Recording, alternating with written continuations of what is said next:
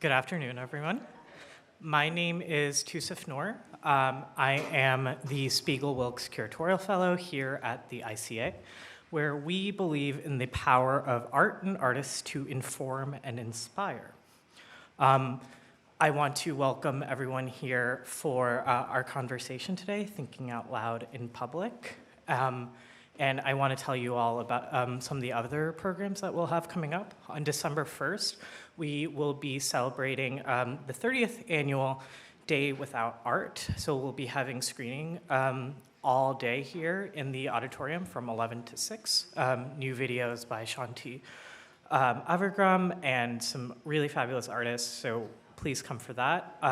Then on December 5th, I will be in conversation with Giancarlo Musto as a continuation of Day Without Art, and it'll be a really fantastic program. We'll be screening some of Jean's older works and some of her new work as well, so please come for that. But the occasion that has gathered us here today is both a celebration and like an improvisation. So this conversation is something that I'm very much looking forward to, and the title, Thinking Out Loud in Public, kind of gestures toward both the art of Zoe Leonard, Carrie Yamaoka, Joy Episalla, and Nancy Brooks Brody, but also toward the collective and individual voices that they speak to throughout their own practices. I'll introduce the panelists very briefly. Jill H. Casid is professor of visual studies at the University of Wisconsin-Madison, where she founded and served as the first director of the Center for Visual Cultures. Historian, theorist, and practicing artist, her contributions to the transdisciplinary field of visual studies include her monograph, Sewing Empire, Landscape, and Colonization, which received the College Art Association's Millard Mice Award. Janine Tang is an art historian who writes about contemporary art, visual culture, curatorial, and exhibition history. Before joining the New School, she taught art and curatorial history between 2010 and 2019 at the graduate program at the Center for Curatorial Studies, Bard College. Joey Tang is the director of exhibitions at Beeler Gallery. Tang was curator at Palais de Tokyo, Paris from 2014 to 2015, and arts editor of literary magazine N+1 from 2009 to 2014. In 2010, Tang founded the curatorial project The Notary Public. Anthony Elms is the Brett and Daniel Sundheim curator of the ICA. Thank you so much, and please come to the stage.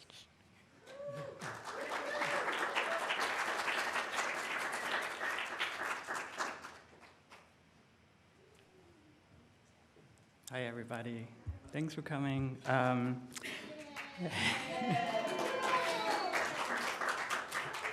I just want to tell you that what you're seeing on the slideshow here, it's the chapters 1 to 4 at Beeler Gallery that took place over 5.5 months in October 2018 to March 2019, and also some installation shots from chapter 5, which is right here, the ICA. Thank you so much, Tosif. I want to thank ICA for hosting this project's transit. I want to thank the amazing team of ICA, Anthony Elms, Kate Abercrombie, Robert Chaney, Paul Swenbach, James Britt, and also Jay for helping us out with all the technical specificities of the project. I also want to give a heartfelt thank you to former director Amy Sadao.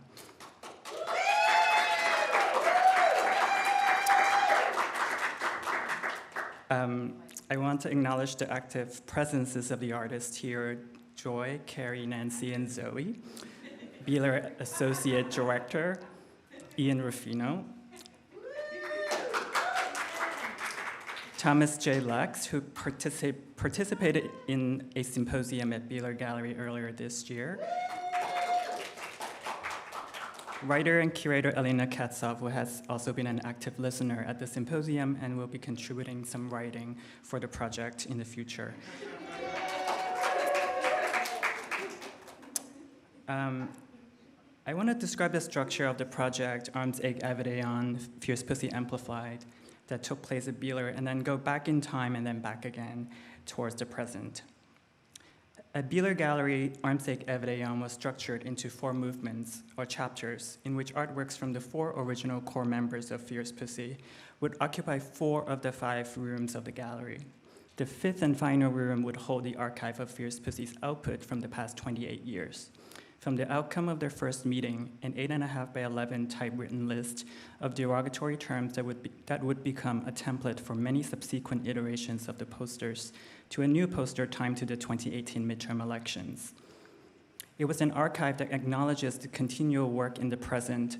It looked more or less like the one here at ICA, 26 Xerox posters cycle through at Beeler as at ICA, a constant with flux. In the other 4 rooms, the artist's individual practices were put into proximities, distances, layers of time, 4 versions of the same and different shows. In chapter 1, each artist occupies their own room, but they are not always alone. Through portals and distances, perspectives from one room into another, and works that hug both sides of a wall, relationships are hinted at, made, anticipated, made actual. To see a work closely, one must allow another work to be far. Far seeing is critical here, because when you get close, you're seeing something else. Every step counts. Some of the questions that we posed ourselves, me and the artists: what would these solo rooms look like? What kind of work would and could make sense in the context of their proximities to each other? How can we encompass life works of artists whose lives work to sustain the lives of others?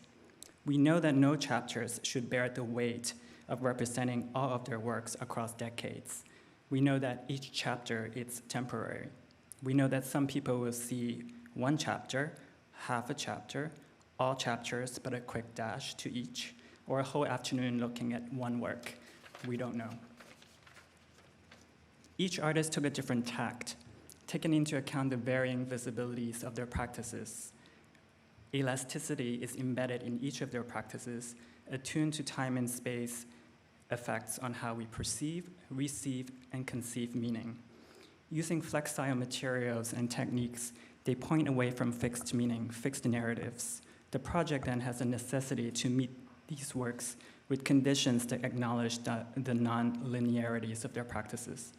The larger question is, how do we encompass 3 decades of the artist's output and input that have had various public and private visibilities? From works that sear in our cultural memory to works that have been kept private. Series of works with no titles, no dates, works that participate in other kinds of economies. Artworks are individuals, and they also make up their community with other artworks by the artist, and then with the works of other artists. They define themselves, but also occupy multiple communities at once. Some have not met. Is it polite to introduce them? Awkward? We knew that each artist would be represented differently in terms of what and how we show their works. None of the chapter would bear the weight and responsibility of representing their lives' works across decades. Chapters 2 to 4 would have each of the artists move into each other's rooms, getting closer to others, more expansive in the self, and leaving more space within one's practices to welcome another. Like breathing, the deeper the breath, the longer the duration, more space is created. We ask ourselves as we proceed into chapter 2, what kind of change would we instigate? What would incremental change look and feel like? How can we leave traces of the past in the present? Who would know? Does it matter? How can adjacencies and juxtapositions and cladding of artworks in time dislodge the perpetual promise of belonging and unmoor the craving for static reading to the primacy of here and now? Works would and might disappear for a chapter and return. A different work that looks like one from a previous chapter might appear. A work that consists of multiple parts might be shown across chapters. Art historian Daniel Marcus, who lives in Columbus, spoke of the experience of the 4 chapters as an opportunity to watch art grow. What I've been given is an opportunity to watch art breathe, breathing together. The more you breathe, the better you breathe, the more space that breathing takes and takes you. Around 2014, I was introduced to Carrie, Joy, Nancy through my friend the artist Thomas Fugero, and then to Zoe. I look for resonances and clues to guide me in my process. Fierce Pussy was formed in 1991, the year after I immigrated with my family to the US from Hong Kong and finding my way through sexuality's self-expansive power. I lived through identity politics of the late 90s and early 2000s in art school. I was interested in the reverberation of Fierce Pussy's collective output and the relationship to their personal practices. I have to admit I didn't see the resonance at first sight. I needed time from my vantage point of looking from afar. Their works train and activate perceptual modes, allowing one to exercise their rights to the senses. Fights for human rights, civil rights, AIDS activism are fights towards the right to sensing. In Nancy Brooks Brody alignment of the body in and out of predetermined systems, in Carrie Yamaoka's reflective obscuration beyond the picture plane to consider the nature of time, enjoy Episalla's exposure of intimacy that operates as an indeterminable tracking shot. In Zoe Leonard's stripping down and building up of power, how power is and could be represented. We see art close up, but I would argue that they are as interested in the far view, the porosity of the boundaries of perception, of encounter, the slithering, the emergent, that the form of an exhibition provides and the space of it an institution can hold. So for chapter 5 at ICA, we brought in maybe 5-6 times more artworks for the installation. We worked to build up a series of maneuvers through a few works that are reappearing. How do we make this transit, what we call a traveling exhibition, visible? While installing chapter 1, Carrie had made rubbings with mylar of the crack in the floor of Beeler. That space is not perfect by any means. Nancy reinstalled a 20-foot lead piece, a lead line from Beeler, but here it is slid over by a foot and forming an invisible square on the wall. You might miss it. Depending on how you count, 3.5 or 4.5 works had appeared in chapter 1 to 4. The larger question is a taunt. What if chapter 5 is not a chronological outcome of the previous chapters, but is finding its way back to chapter 1, and together with the communities of works, moving in a kind of spiral time that continues to cut through space and make space visible. Thank you.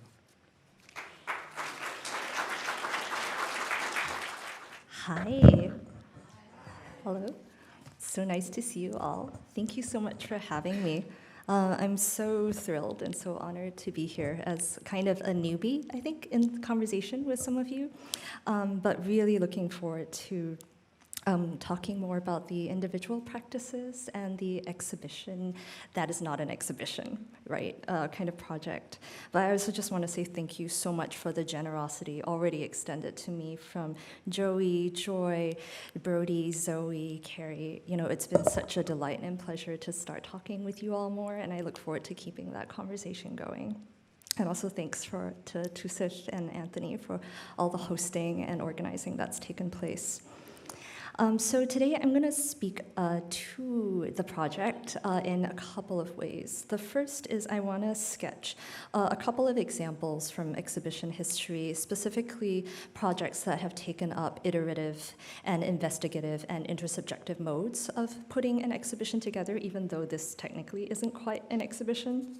And I also want to wrap with a few install images that I took to talk a little bit about how I feel like I was seeing and sensing and being a spectator in the galleries. And so to start with the first bit, I want to bring up briefly the exhibition Anti-Illusion Procedures Materials that was put together at the Whitney Museum in 1969 by Marcia Tucker and James Monty. And this was an exhibition of largely site-specific work that was made on site. So the curators really didn't know what they were getting until about like a week before the exhibition opened because of so much of the work being really transient and site-specific.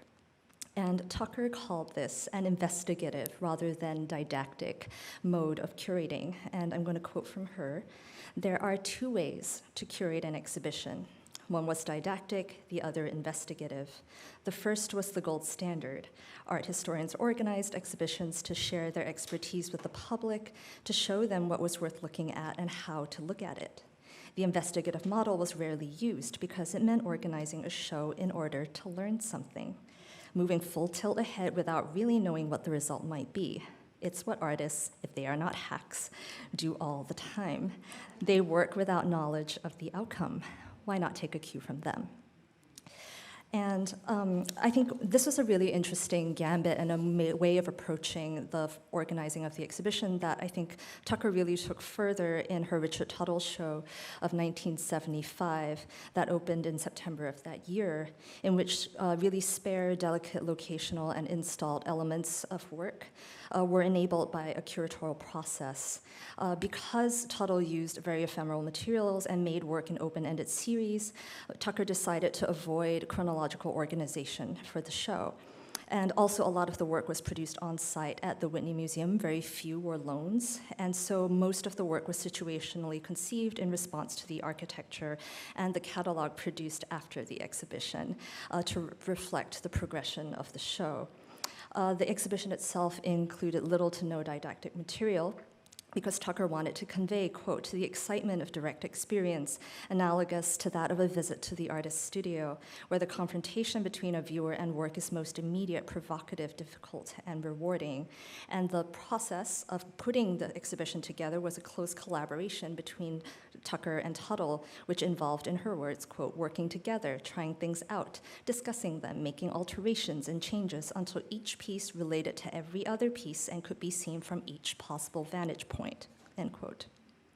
Tucker also installed Tuttle's work several times over the course of the exhibition, over 3 distinct parts and in collaboration with the artist. So the 2 installation changes after the September opening occurred within 24-hour periods, each held at a 2-week interval on October 7th and November 4th. Touch-up work on the walls was done early in the morning before each new phase opened to the public.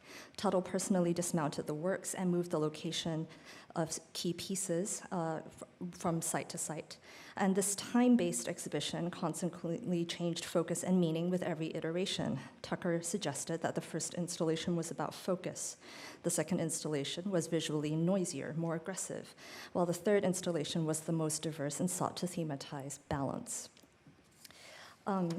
One of the things I want to mark in thinking about the Tucker-Tuttle show was the challenge it posed to the museum that was hosting it. And in general, this kind of iterative project really changes the budget allocations, I think, of an institution, right? Because 3 rounds of installation means 3 different, crews, more time for the artist to be on site, more time for the curator to spend on the artist, rather dispersing their attention to others elsewhere. So it's a real commitment on the part of the curator, the artist, and the institution to the artist. And this was something that also led to Tucker's departure from the Whitney Museum. By the late spring of 1976, she was asked to resign by Tom Armstrong, ostensibly because the museum wanted to privilege the acquisition and preservation of contemporary art in the permanent collection over presentations of new work by living American artists in temporary shows. And I really want to cite this challenge to emphasize how our ability, my ability, to see Arms Ache, Avid, Aeon 40 years later is due to not only deep collaboration between the artists in the show and the curator between the artists, but also the support of receiving curators and institutional directorships at the Beeler and the ICA. I think you've had a lot of support from the board, and it's also interesting to me that your title is Director of Exhibitions, Joey, because to me, thinking about something like Arms Ache, Avid, Aeon, involves thinking across the unit of an exhibition and thinking into the larger superstructure of the exhibition program. And one of the things that I feel very privileged and fortunate to experience here today is the coincidence of Arms Ache, Avid, Aeon with Colored People's Time upstairs. That is now into its 3rd chapter also. And I just wanted to say that, to be able to experience feminist, queer, Black, and crip time together in one institution, is probably because Amy Sadao, the outgoing director of the ICA Philadelphia, greenlit both of these shows. And I understand that she was, one of the primary receiving people for Arms 8 Avid Aeon here at the ICA Philadelphia. And Amy Sadao was also the director of visual aids, where I first saw Fierce Pussy's work installed in the gallery on the street. So thank you so much, Amy, for my experience here today, and for bringing history to us in these different ways. And so one of the other ways I have also experienced the work of Fierce Pussy as a collective, as an artist, was also through Helen Molesworth's ACT UP exhibition at the Harvard Carpenter Center in 2009. But I'd like to briefly touch on a lesser-known exhibition of hers in 2008 at the Wexner Center for the Arts that brought together individual work by Joan Semmel, Sylvia Plymouth-Mangold, and Lee Lozano, three women who maintained separate individual practices at the height of the 1970s women's movement, and three artists who, by all accounts, unlike Fierce Pussy, were not particularly involved with coalitional politics. For Molesworth, it was interesting to look at the art of artists in individual galleries. However, the walls of the exhibition were arranged to converge at a central set of passageways from which viewers in one space could see work in another through their peripheral vision. In Molesworth's words, and I'm going to read from the second paragraph here, Solitaire, Lee Lozano, Sylvia Plymouth-Mangold, Joan Semmel, looks at the work of three artists, feminists, and painters who, to varying degrees, took themselves off to their studios to be alone to make work that might seem out of step with the prevailing concerns of the day, work that pursued their own interests, that they followed intensely private and to some extent idiosyncratic paths of their own making, means that they have frequently suffered the indifference of the commercial or public art world. Art history tends to neaten up the past with narratives of dominant styles and major movements, or its championing of the one mythic genius. This exhibition is not as tidy as that. Solitaire is a group show comprising three monographic exhibitions, an exhibition about the feminism of women who were sometimes even ambivalent about the term. It is my hope that this somewhat experimental mode of curating, trying to find a way around the dichotomy of monographic exhibition versus thematic group show, borrows its methodological approach from feminism. By approaching simultaneously and adjacent monographic studies, this exhibition and catalog might permit the kind of in-depth study offered by a one-person show, as well as the historical and social context usually presented by a group show. The exhibition tries to strike a balance between the private endeavor of the artist at work in her studio and the social reception of that work in the public sphere. And I want to bring up Solitaire because I think it might help us maybe consider the queerness of studio practice and the queerness and feminism of the organizing methodology for Arms 8 Avid Aeon in terms of thinking the convergence of individual studio work and collective production, but also their separation within a sort of ongoing investigative curatorial process. That ongoing time feels really appropriate to the longevities of evolving as an artist and the longevities of friendship that might sustain such a possibility. If the initial first chapter at the Beeler gave each artist a room of one's own, this chapter and some of the ones before it, to me, extend the ways a group of friends can hang and hang out together. And I wanted to give a couple pictures of my view from the gallery. This is a view from the video gallery of the central place in the project, where the different walls converge into open partial views, but disrupting, I think, the sort of like angular horizontality of that convergence, is the massive photogram that snakes its way around a weight-bearing pillar. And I also wanted to briefly show a cell phone video that I took of Brody's line, steel set into a purpose-built wall. From afar, it reads as a kind of hard-edged geometric mark wrought against the gallery wall as a kind of drawing on architecture. But looking up close, it has thickness, it has edges, and it wavers, and it reminds me of the tremulous pressure of the hand that I love in Agnes Martin's line, and the effect that this has of the body upon the putatively neutral ground of the wall. It makes space undulate as I cross the length of a room. And one thing I also really appreciated in the installation overall is how the negative spaces of wall and floor are addressed as length, but also as depth. Brody's line I learned today is also the horizon line around which other works hang. It provides the guiding vision line of sight through the show. And I also wanted to briefly mention that I also understand that the two anchor works of the show, that the rest of the hang was decided with and around, were Brody's line and Episalla's video, two corners that help delineate, I think, a space, because if 2 points create a line, 2 corners create a space, right? And so in the three-dimensionality of the exhibition, but perhaps also the fourth, I might wager that every work in this presentation of individual and collective work is an action upon a notion of time-based media that traditionally encompasses the picture-making, motion picture, and moving images practices of photography, film, and video. And the temporality of so much of this work has been really stunning. All these acts of prolonged, ongoing mark-making and sculptural manipulation, procedures of scalar enlargement, the allowance and sometimes embrace of entropic effect in the kinds of fading, accident, or chemical alteration, the attention to quotidian incident, and also the structure of so many practices that allow for repetition and commitment to work in ongoing series. In thinking about the temporality also of these kinds of projects, there's also something about this project that mixes older and newer work. And I think the sort of like historical but non-chronological exhibitions, I think in museums are so often about reshuffling a canonical deck, right? Like trying to break away from like the progression of isms. But here, I think the stakes feel a little bit different because of the personal attention to individual practice.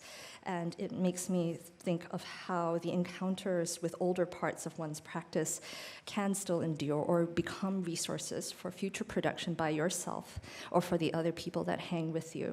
And so I wanted to also just include another cell phone images of a play of primary color in the galleries that really made me smile, seeing this array of black, white, red, blue, and yellow, the primary colors, right? Addressing the material fundamentals of chromaticity, but without recourse to modernist endgames, the reductions or perfections of painting. Here we have Brody's dark red cut into the wall, the diamond non-diamond, also a white-on-white double stitching paper as a kind of textile, Yamaoka's black monochrome, whose appearance of condensation on paper, is illusionistic to the point that I felt this kind of sublime excitement and terror at imagining a work on paper having water condense on it. The black and white of Episalla's AV desynchronization between an interior observation and Market Street view, and the play of gradient between Leonard's yellow stack of books and Yamaoka's wall-to-floor work of midnight blue that turns to electric blue, curling up towards a viewer who looks down and into it. These works really orient one another in the space, and they also feel like they seek out the more not fundamental, like an ontology, but the more supplemental aspects of mediums and materials to mess with them precisely. They conjure the methods and grounds of pictures even when an image is displaced from view, and so often it feels like they're seeking out what is in peripheral vision, or what is guiding vision, or what underpins it, rather than the thing itself. I had a lovely quote to just bring out from Zoe Leonard in how the artists maybe thought of this particular view as a set of tertiary primaries or dirty primaries, which I really like. It sounds really queer to me in terms of conceiving not only one's relationship to one's form and one's materials, but also the relationship of makers to one another. I'm going to pause there because I think I've got over time, but thank you so much, and I'm really excited to ask a million questions because I have a lot of questions about how so much of this unfolded. Thank you.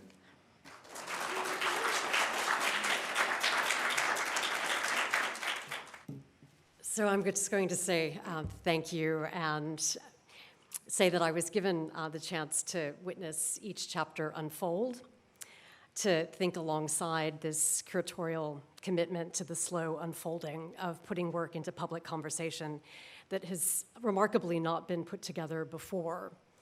And I want to pause here to consider how when something works so well, it seems inevitable, as if it were always already like this, that we were always talking about all 5 artists together. And it takes a certain kind of radical labor of visionary recognition. And I want to insist that we recognize and think with the visionary commitment to risk in insisting on making time-space for this particular kind of not just iterative or experimental or provisional or work that's making itself in the gallery, but this kind of phenomenal excess. I'm still obsessed with bringing so much work that we know came along, but we don't get to see, but we somehow feel the pressure of the presence of that work. And I'm so grateful to Janine and to Joey for giving us some beginning language for that curatorial excess that works against the particular capitalist version of the gallery at this juncture, which insists on not just budgets and outcomes and even outcome predictions, but also, frankly, insists that we're always operating within a model of scarcity. And so within that scarcity, to practice this kind of radical generosity, this excess seems necessary to remark.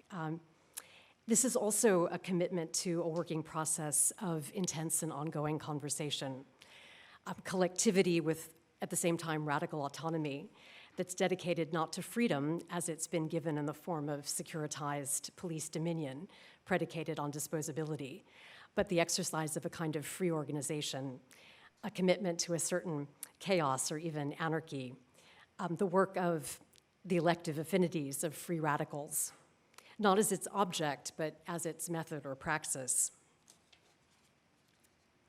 And I'm reminded here of the line from Justin Vivian Bond's performance as part of the Beeler season. Their singing, V's singing of Patriot's Heart, the particular transvocalization of he gives more than he's given, and the ongoing resonance of that giving more than's been given seems particularly apt way of describing how even within the scarcity capitalism that we've been given is another economy of a generosity that refuses the ruse of scarcity or the moral righteousness of charity. This is expenditure that's not afraid of dirt and doesn't practice disposability at the same time. Giving more than what's been given is the basis for a transformative curatorial practice. And in continuing this effort to try to come up with another language for this kind of practice, it was hard not to think about that commonly cited line, not stepping into the same river. Across the season, the pieces have moved in and out, room to room, some work removed, some remaining, new pieces added, a process-invested curatorial praxis to create the conditions of possibility for transforming static display space into not mere space for, but rather the conducer, even compeller of experimental gesture that necessitates study, time. A move that at once reveals the little challenged power of the chronography, of the temporality of the exhibition. But this is an intervention that doesn't stop with the critical exposure of the chronography of the gallery space and the emphasis on exhibition. It proceeds to alter chronograph, the space-time of the gallery, with a somewhat terrifying commitment to the iterative and emergent poetics of process. In watching the deft work of attentive, intuitive, improvisatory process as method unfold as chapter 1 opened onto chapter 2, I thought I got the refusal of actuarial checklist curating as inherently interesting. A conceptually rigorous way of practicing slow programming as a queerly anachronistic insistence on embodied material presence, doing a deliberately out-of-joint temporality, not just out of sync with, but dragging its cement and concrete heels against the chrononormativity of productive, reproductive time. Not stepping into the same river, we could think about how Episalla's foldogram moved across. So chapter 1 at the top, this massive piece in what was initially Episalla's room, above the purse piece on the floor. The second on the left, what happens in that room as as others start to insinuate themselves. Leonard's aerial view on the wall and Brody's concrete shoes on the floor. Now, all of a sudden, that foldogram starts to become a topography or a map. By chapter 3, the foldogram's now on the floor, and it was hard not to think of it as a kind of river or even blockage. It really made you have to figure out how do I even move in this space and not do the sort of terrifying thing of, frankly, stepping on or tripping over. There's a certain terror, too, to the improvisations that it asks of you as a visitor. And then by chapter 4, the foldogram has started to move and twist, and we see the other side. And then finally, as it slithers or snakes to enwrap the central column by the time we get here to the ICA, chapter 5. And yet, rather than understand this, as I just narrated, that is a sequence where the massive foldogram as river would seem to be the inevitable end goal. Frankly, it folds back to the beginning, and we start to see the other foldogram differently. Or we could take what happens to the remarkable series Archipelagos by Yamaoka as it, in chapter 1, we see it spaced somewhat perfectly to repeat in a way the spacing of the threshold between the rooms. As we move to chapter 2, it starts to shift. We're not sure which direction. As we get to chapter 3, we're now down to 1, up to chapter 4, and they're not there, and yet in their place is a kind of remainder, and then here the ICA in chapter 5, reversing direction to make, frankly, wrecked over, so take you back to the beginning again. So, not going into the same river twice. Across the season, the pieces have moved in and out, room to room. But then, frankly, with chapter 3, what I thought was interesting became a drop in the floor. And what moved, frankly, moved me. And I don't mean that metaphorically.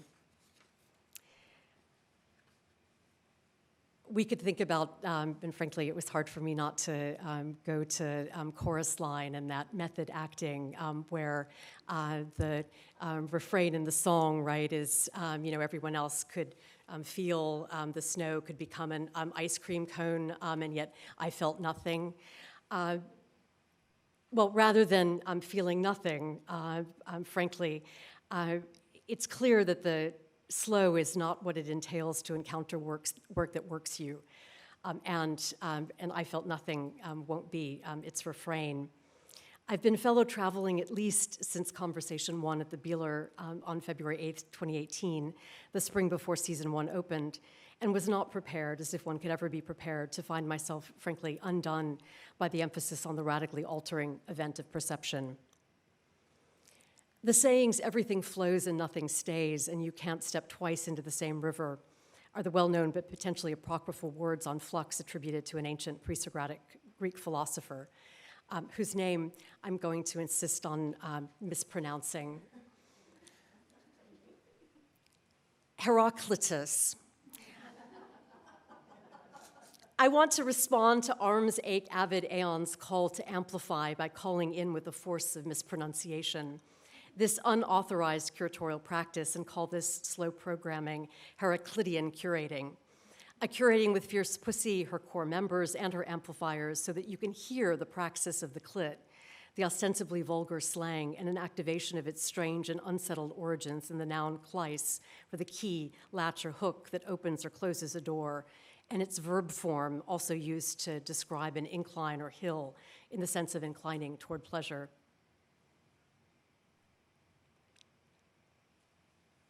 And I frankly can't stop thinking about that moment in chapter 3 at the Beeler when Carrie's 3, which you can see large on the left and then on the right in relation to Episalla's sawn, uncovered, flayed even sofa and Brody's line, that these 3 layers are, as Joey Tang marvelously describes it, hovering, but frankly, my sensation when I could not just see but feel the circle underneath, which you can now see there on the right, that I couldn't help but feel what seemed like the heat of a kind of frankly, audacious move. I mean, who puts their work over somebody else's? And yet, it's not a, nobody puts baby in the corner kind of move. It felt like unbelievable heat of friction to make possible that kind of contact or almost contact. So, one might ask, and it seems as though every review of this unfolding series of chapters asks what connects these 5 artists, and particularly the activist praxis of Fierce Pussy with the formal practices of Brody, Episalla, Leonard, and Yamaoka. And I wanted to bring in the relation but also contrast between where the what is often described as the archive room, but frankly Fierce Pussy's room, where that is not only in relationship to the other rooms, but what can you see from that space. So the top is one view of being inside that archive room in the Beeler on the left, where you can only barely see out. And then on the right, one of the install views that from a very particular angle, you can be in that large room here with Episalla's foldogram tower and see somewhat into that room. Then below, what's kind of terrific about the space of the ICA is that we not only get a sense of a both and, a simultaneous relationship, but someone, and I'm not sure who, had a good time putting the light green crate that holds some of the stack to the front right, so you get a harmonic resonance of the light green of the crate with the looking down into the purse, Episalla's purse view on the right. But of course, it doesn't take a colored crate to unpack the relations, and I think formal relations, tactical relations between the artist's work. And I've offered 3, which I'm going to give you quickly again. So one was time-traveling tactics. And one can perhaps get that most obviously in the fantastic transmission from the future to the present, this working of the future perfect, the beings speaking back to a now from the state of transplendency. This less prophecy or it will be than the prolepsis in the future perfect, this summons of a wild assembly already here in the free state of transplendency. But one can also get it, I think, in the insistence on, yes, you can't step into the same river twice, and yet there's also a kind of deliberate occupation, a kind of refusal to move on, and certainly a refusal to move on from loss. That loss needs to be made palpable, but loss that one can also resist. So I've got 2 views here at the top left, chapter 3 at the Beeler, and the bottom right, the largest room in the installation here at the ICA. But we could also insist on a relation in terms of queer abstracting and its relationship to a few other absent A's that are elusively present. And I want to make a shout out here to Lex Lancaster's thinking and book in process on queer abstraction.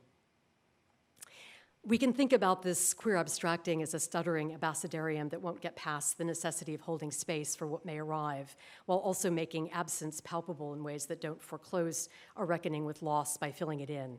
The task of activating or reactivating the linkages between the art of activism and the action of art, the aerial view beyond mastery, affinity, assembly, asylum, ardor, lesbian chic, my ass, AIDS. So we could generate, I think, a rather infinite list, but I'm going to go for two instances of queer abstracting here.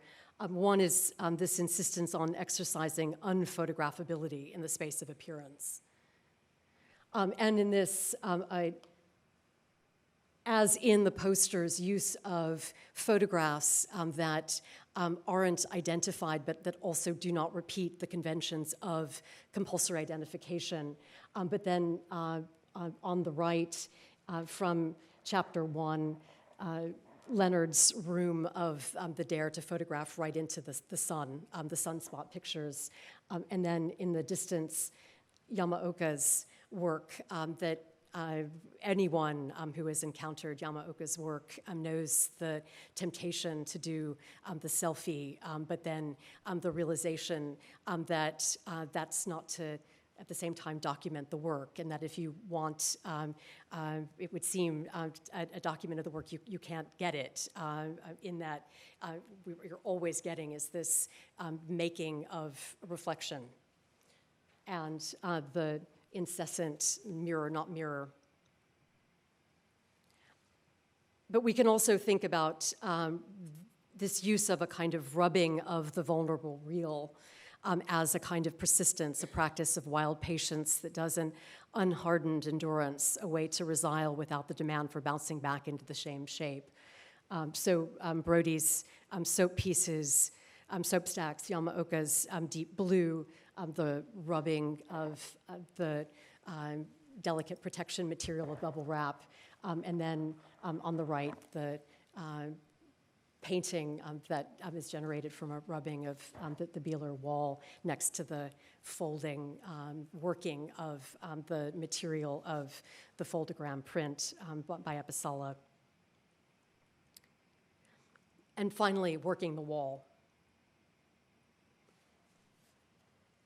On the left, Yamaoka's fantastic gesture of sliding the mylar to make us sense the gap in the wall with the light splay, creating a pattern, Brody's piercing of the wall, Episalla's turning of the wall into a membrane when we realize that what we're listening to is describing what we can't see as we're watching the setup at different stages across 3 screens.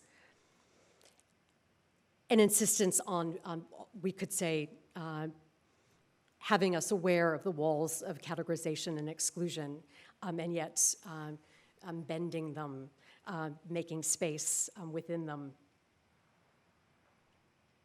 And this working of the wall, I'd like to offer you perhaps a strange way of thinking about what might connect all of these what might seem to be unconnectable practices, and that is to turn lesbian into a verb. Daniel Mendelsohn on the word lesbian writes, "When we hear the word today, we think of love between women, but when the ancient Greeks heard the word, they thought of blowjobs." In classical Greek, the verb to lesbiazein was to act like someone from Lesbos, which meant performing fellatio, an activity for which inhabitants of the island were thought to have a particular penchant. To act like someone from Lesbos, to suck, to exercise the non-procreative, the non-reproductive. To lesbian as a verb draws on the repeating island that reminds that this floating geography is not the Lesbos of the falsely enlightened Greece cut off from the African continent and the Black diaspora, but rather the Lesbos at the epicenter of the Black Mediterranean, the Lesbos of the debt crisis of global capitalism, the Lesbos of the necropolitics of the endless war and induced migration of the insecurity state. To lesbian makes the doing of that not into an action, a force, the force not only of refusal, but also of the knots that make possible other bonds, other ways of committing our energies toward the being and becoming in common, in our dying, with the dead and life consigned to disposability, the wild, Black, queer, transfeminist commons we've already summoned together. So returning to the task of the amplifier, I take the task of writing alongside Fierce Pussy to be a task not merely of translation, but also of amplification, as an exercise of that time-traveling force of prolepsis called up by Anne Carson's poem that opens her recent translation of Sophocles' Antigonic, the task of the translator of Antigone. Perhaps you know that Ingeborg Bachmann poem from the last years of her life that begins, "I lose my screams." Dear Antigone, I take it as the task of the translator to forbid that you should ever lose your screams. To forbid can be its own queer feminist version of working in the zone of not merely the resistant, but the radically interdicted and forbidden, exercising another side of the action of forbidding, the bid for that is exercised in the wake of outrageous loss and in the melancholy stream of taking our dead with us in the midst of a scene, our scene of a history of necropolitical violence that's not history in the sense of being over, that cannot be over when Black, queer, and trans life is rendered disposable, but also to the strategy of joy, that inclination to pleasure, that scream that eludes capture in its not resignation, but rather resonation, that affecting and moving force of a mourning and a raging that doesn't give up on smelling the flowers while you can, that's not just material but also spectral, that gives more than we're given, that exercises abstraction not as a style or a look, but rather as an energy that carries away to convoke us with its idiorhythms, its anarchic elective affinities.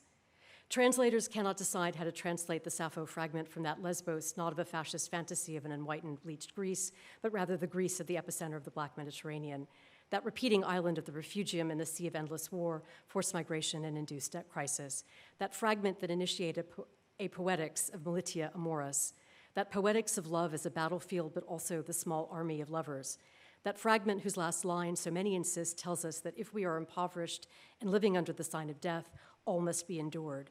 And yet Anne Carson translates that fragment as all must be dared. The task of the translator is not just my task, it's ours. It's the task of the amplification of the endurance performance of living our forced precarization that we might call our dying, working with our vulnerability to contest disposable life in the exercise of the radical generosity of daring all, a praxis of the labors of love whose other name is risk.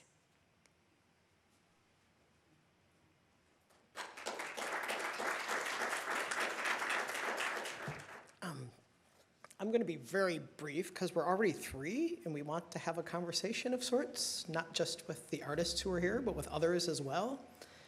And the beauty of going last is that many people have already mentioned what I wanted to mention, but maybe I'll just emphasize a few things. It's also good because I like to learn by listening, and I start with that phrase because one thing that this exhibition certainly did was allow for learning to listen, because you had 4 very vociferous artists on site for an extended length of time that were very deeply embedded. It's also we're the 5th chapter, which means we're the 5th time it happened, and we're the 2nd venue, so that it had already been happening elsewhere and came to us. It's not something we generated, it's something that came to the ICA. And I always like to ground things sort of in really basic facts. So I think about that like I think particularly people who don't work in museums don't think of how exhibitions, when they travel, that they travel with the language, they travel with the works, they travel with a lot of the intellectual action, and then you sort of come in as a host and find a way to sort of adapt it locally, or hopefully adapt it locally. And it's something that I've always loved doing. I've worked on a lot of traveling shows, and I really like that because it's sort of, not because it's easier, it's really not easier, but it's really interesting to try to sort of figure out where your voice meets someone else's voices, where your concerns meet someone else's concerns. And it's why I often think of myself as a cultural bureaucrat, because I think of myself as really pushing these things around and thinking through. And that sounds like a joke, but it's because I actually take administration seriously, because I think I love working at the ICA because it's free. I love working at the ICA because it doesn't have a collection, which means whether it's a group exhibition, solo exhibition, whether it's generated elsewhere or generated in-house, we are reinventing wheels every time and we're deciding what to do. And I think in terms of institutions like this, as there's less and less infrastructure in the world, we become an important part of infrastructure, and what we administer matters, and what we administer says something about what we value, and it also says what we put forward on a stage. And that's not a small concern, I think, because I think administration can be creative, it can amplify, and it can add forward. So to think through these things, and I think, artists can be as private or as public as they want to be. I feel like curators have to be public. I have to engage. I have to work outside. I have to think outside my concerns. And I'm going to start, for some reason I'm someone that I don't just learn by listening, I learn by reading. And so there's a quote that kept coming to me as I was nervously pacing and wondering what I was going to do this week. And it's a quote from the poet Lynn Heginian. "A cat stalks a bird. The cat leaps and misses, but creates a moment for itself. That's what time is. The rupture called failure that even for a cat is an event."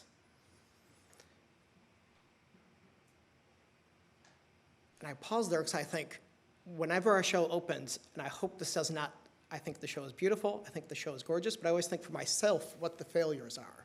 And I think what my failures were, and what my failures were in organizing and sort of bringing things public and making things public. So an exhibition like this, I think through one thing. I think through what is happening in the largest part of the exhibition, which is a very rich material conversation, materials amongst 4 distinct makers who've been talking to each other and thinking across each other.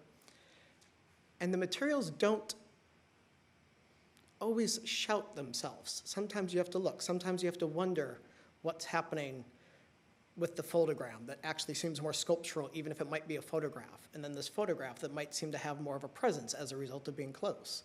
And I think through how you draw these connections and how you make what might become a second or a third look, a first look for someone.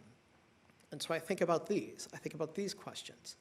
I also think about how you extend and how you sort of take that materiality or these kinds of quiet conversations. I had the privilege of watching the 4 of them, and Joey, and myself, and Ian also, who was here, I think almost the entire install, actually working through these questions. And there's a lot of moments that they aren't on the wall in there. They're on the wall as nouns. They're not on the walls as verbs. And so I wonder how you can actually make the verbs present. More wall labels are not going to make that verb present. Thematizing this and making it sort of a carnival of, changing the show periodically isn't going to necessarily let someone see that. Only if they come more than once, only if they're attentive more than once, only if they're attentive twice. And so I really value a lot of what's there, and I think there's a wonderful moment in thinking through things collectively, and that collectively, the one moment that I think is sort of beautiful and that starts to get alluded to in figuring out how that can be extended, how that can be amplified, is thinking through the farthest room is the Fierce Pussy room. And to a certain degree there, you have a unison voice. You have a collective voice, you have a voice it's authored by a non-author to a certain degree, right? It's not authored by an individual as we think of it, and it speaks collectively as an individual. The main part of the show, we have individuals that made decisions collectively of artwork that they made individually. And so it's kind of like a step away from that, and it's one step removed from that. Or not one step removed, but there's a sort of parallel that happens in that they were making decisions collectively as a group of individual artists the way maybe they do, I'm projecting here a little bit, as a collective in deciding the solo voice, but they're doing that with their individual voicings and their individual practices, their individual materials. So you go from like what could be a unison voice to something, I also always think through music, through thinking through harmony and like actually speaking with harmony, which is still about being part of our group, but which is not about hitting the same tone, but making sure that the tones reverberate with each other in a way. And so then I think harmony. Now the interesting thing with harmony is it starts to involve key shifts. And so then I start thinking, what is it to bring a public into a harmony, and can you get the public to be able to sing with that harmony? And I guess that's a question that I'm really sort of paused at right now.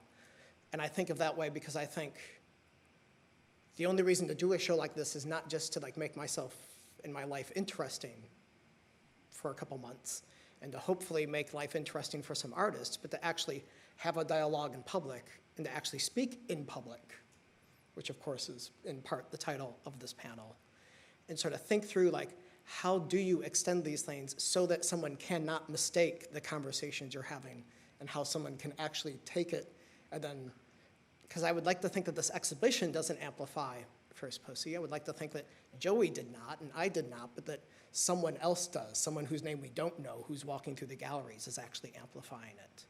And so I think of it less as amplified as a directive or an explanation of the exhibition, but amplified as a directive to someone else who's still there.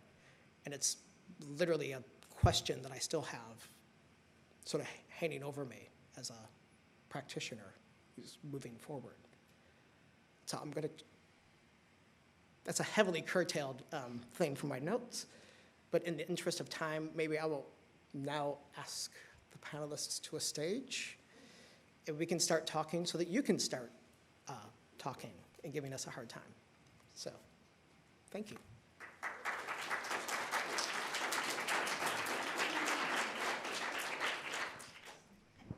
Okay, there's one question I wanted to start with. You said it's not an exhibition. Yeah. It should, Hello, is this thing it should on? be on. Yeah. Hello, hello, yeah. I mean, maybe you alluded to it as well, but so maybe it's a question sort of for both of you, or for you, but I'm curious why it's not an exhibition, or why you make that statement. I think I was actually taking a cue from Joey there, because I think Joey, we had an opportunity to have a conversation in New York before today, and Joey assiduously avoided that term. And I'm actually kind of agnostic in a sense, like don't have skin in this game, But as someone who writes a lot about exhibitions and their history, I think there are many sort of anti-exhibitions that are still using that term, right? A little bit like the way Alan Capra once said, like the most art is non-art. A lot of anti-shows or anti-exhibitions are themselves adopting or addressing the form of an exhibition. So I think there are ways in which one could approach what is happening in the galleries as an exhibition, absolutely. But I also think that I really like the self-determination of people around their projects, and I am also really interested in the kinds of languages that they come up with. And my sense was that Joey didn't feel completely content with the word project either. So to me, this is an interesting thing to see if there's a different vocabulary that could be devised for the kinds of activities that people do together, for the kinds of forms they set out into the world. And so, I think I totally slip up every now and then, but I'm curious to try to figure out or feel out what it becomes if one cannot talk about it as an exhibition. What other kinds of ways of describing or ways of approaching or entering what is ongoing can happen as a result. So I'm going to pass this one back to you, Jeremy. Yeah, thanks so much, Janine and Joe, for being with this project until we find the right term, and entering it from different moments in time. Joe very much over almost 2 years ago, and Janine very recently. Maybe I can say a little bit about how this project came about and how I approached the artist. when I was working at Palais Tokyo, I was tasked with a lot of exhibition projects that require a lot of administrative, institutional, international partnerships. And I was very much wanting to find a way to work with artists, not knowing what it's going to be. So when I approached Carrie, Joy, Nancy, and Zoe, it was precisely with the idea that I'm not sure what it will be. Would you be willing to work on something and find a form together? To me, it was a moment to take a little bit of time for myself to learn about the four of their practices, the four of them as individuals, as human beings, and that it might be something that's either private or public, and we don't know yet what it will be, and that so that we can work on something without relying on institutional presence to filter in too early into our process. So I had the idea maybe it's a dinner where conversations could happen, and so this was about 2015 when I was actually in the midst of trying to bring a show from France to Hong Kong and China, so a kind of traveling show. Speaking of transit, in which I was also trying to, I guess, maybe mess with the system a little bit by insisting that it cannot be the same show while we travel it to other countries. So it really came out of that kind of condition where we're not sure what it's going to be, and I had the opportunity to work with three of the artists, Carrie, Joy, and Nancy, on different, smaller, more intimate projects as a way to learn how we communicate. How does an email transmit from one to another? How long does it take for us to have a conversation? So all those things, I think, are embedded in it. So to me, then the exhibition, the term doesn't really describe what's happening between us. There is maybe an exhibition that it's a public form, but it's not what it is. So thanks for, thinking together about it.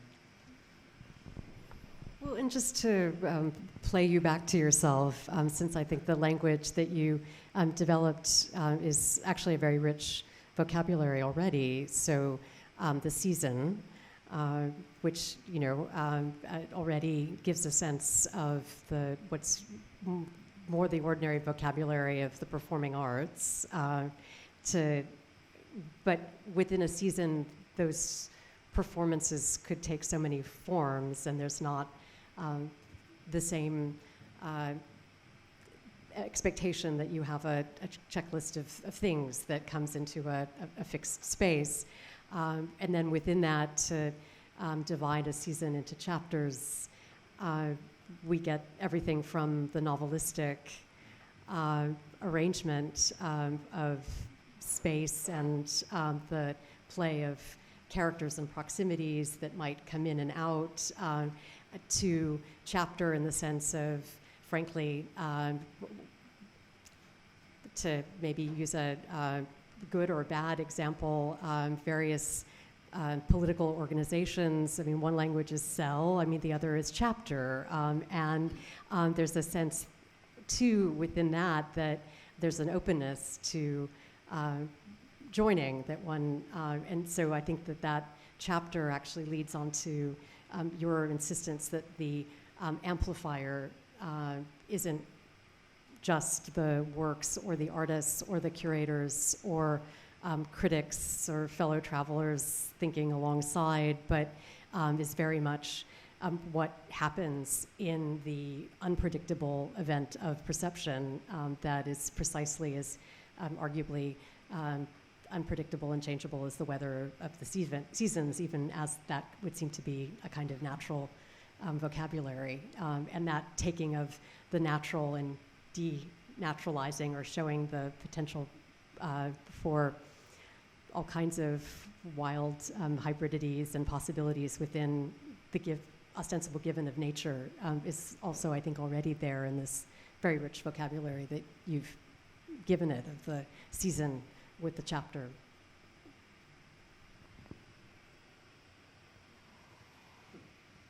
I'm curious what the artists think.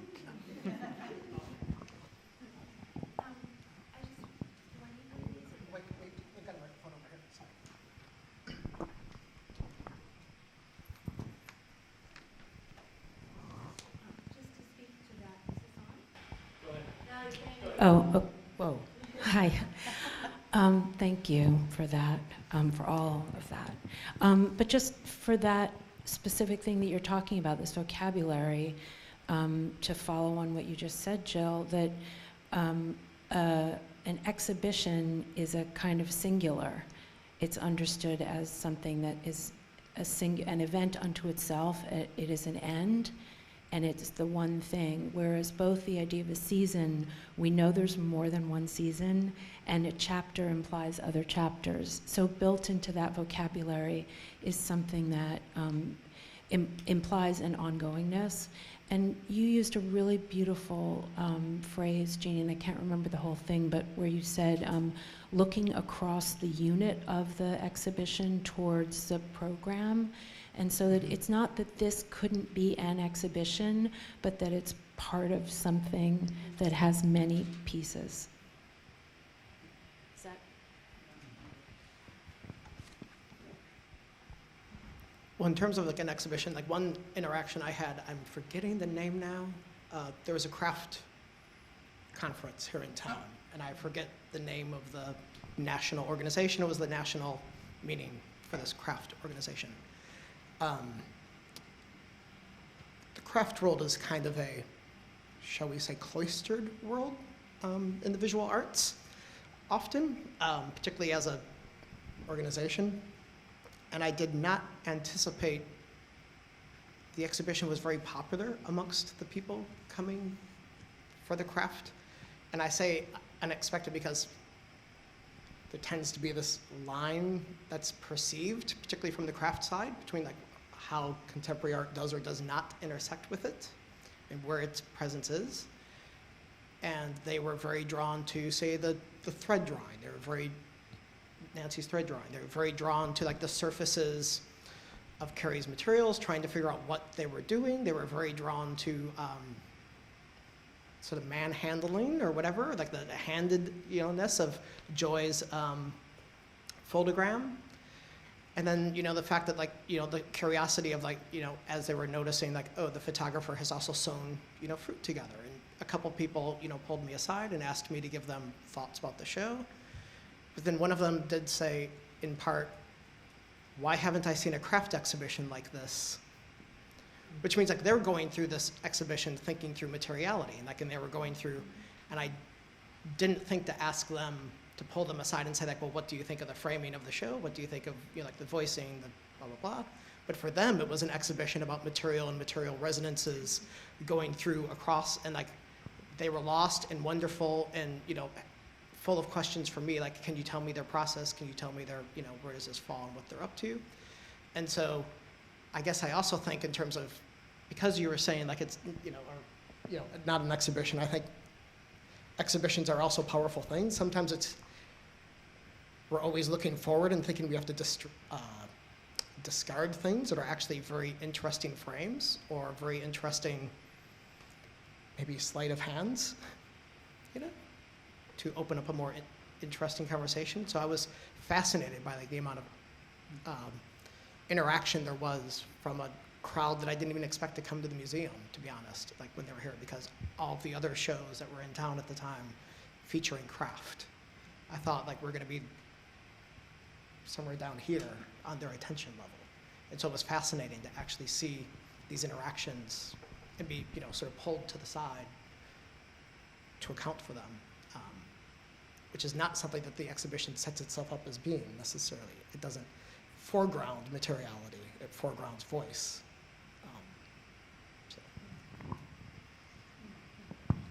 Or the force of materiality as it's manipulated and as it's thought through from its.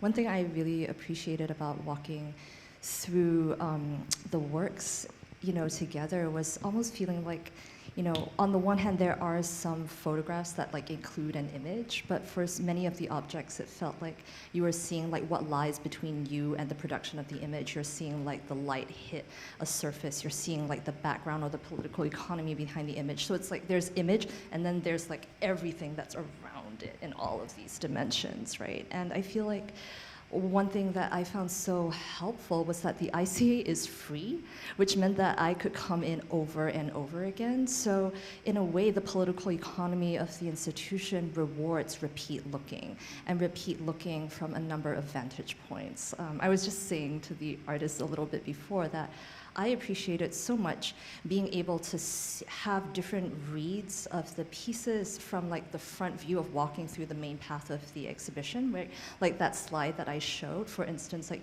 you wouldn't see like the book title on the spine, right, in like that yellow stack of books, but you realize that it's about looking at photography and how to take a good picture when you see it from like the back view, when you're like leaving the exhibition on your way out, and suddenly you realize like the semiotic coding of that.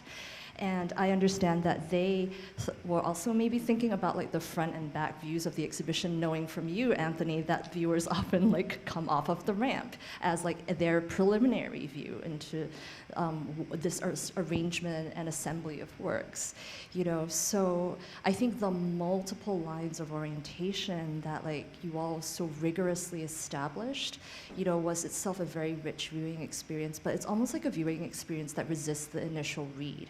It requires the 10th read in a way. And that is only possible if a museum is free, or at least for me. So I think there's something about like the connection of vision installation and the institution's political economy that I really appreciated.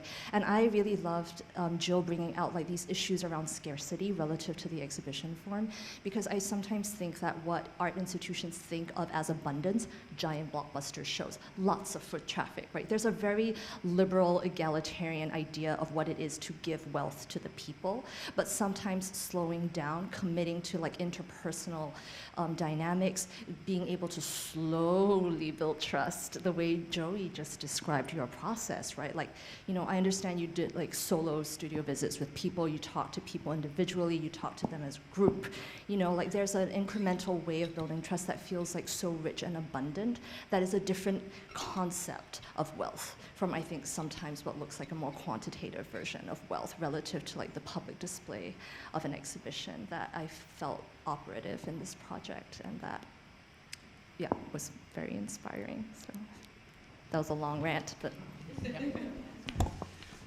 I want to just thank you all, and all of you guys, and there you are. I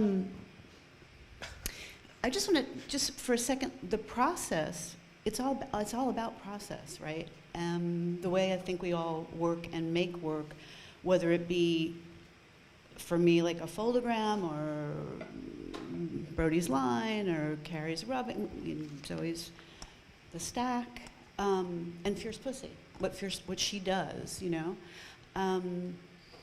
that process was able to manifest itself in working in the space with all the work, so that it was live, it was in live time. The only way that could happen was to be all together in live time, moving things around, coming back to look at something, taking it out, changing everything all over again.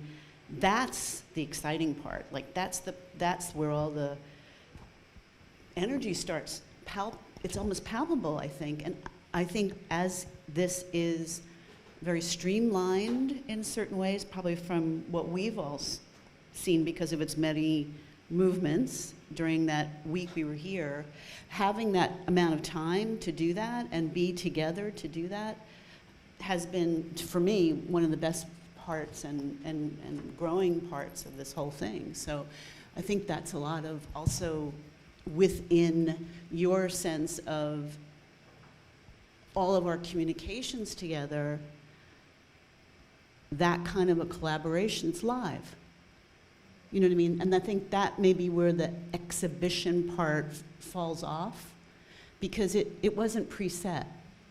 Nothing was preset. I also think what's interesting about our process is that it's kind of basically from the bottom up instead of from the top down. So it's not determined by the exigencies of the institution or of the curator, but of the artist, including the curator, who is an artist also. So, and also that I think when we were working on this chapter, you know, we may not individually have gotten everything we wanted, but we kept knowing that this is only chapter 5 and maybe there will be a chapter 6. And so if there was work that we brought that we didn't get to show, there's no end point here in chapter 5. It's an ongoing dialogue, ongoing process. Yeah, hi everyone, thank you. God, there's so much I feel like I could speak to. When you were speaking about music and sound, I relate a lot to that in terms of physicality and choreography and how how your body moves through space.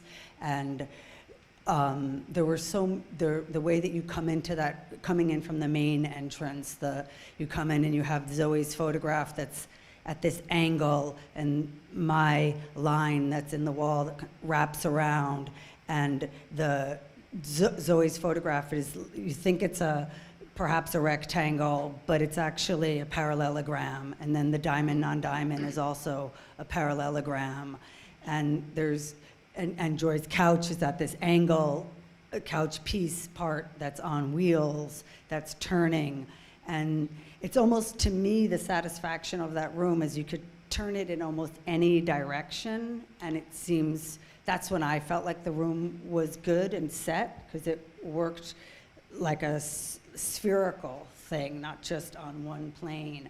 And Joy's foldogram, like dealing with that huge height, having her come in and place that there just took care of so much. And then coming into the room and connecting space. I mean, there's many, many things happening. Zoe's aerial photograph, you have Joy's aerial view of the market, that you can see the foldogram from above, the handbag, the interiority of an interior intimacy of this interior space of a handbag, the interior space of shoes that are filled, interior pages of a book, these private spaces that one's body occupies is now in a public, and all those things happened in these moments here. We didn't think, oh, let's bring those pages, or let's bring that handbag, or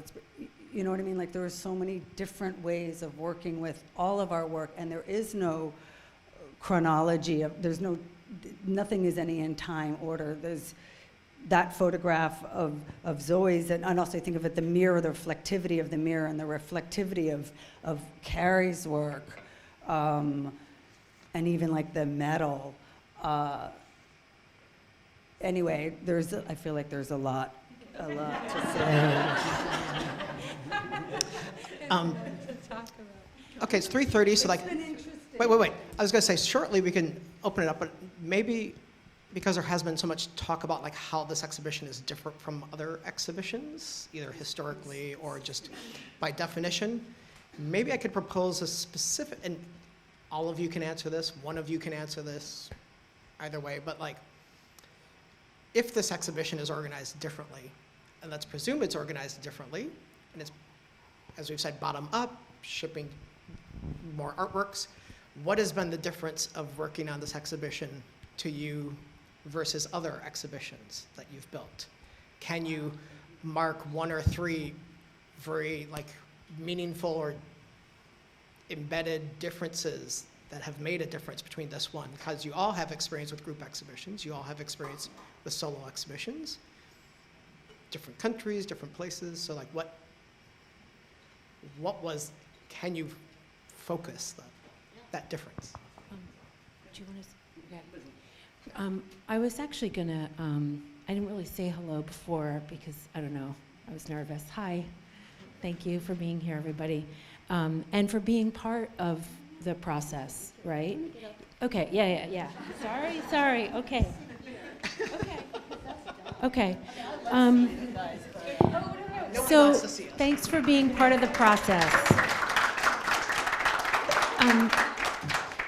So, rather than talk about how this has been different from different exhibitions, I want to actually think about for a second this kind of actually matrix point right here. And what an exhibition is for a viewer versus what an exhibition is for an institution.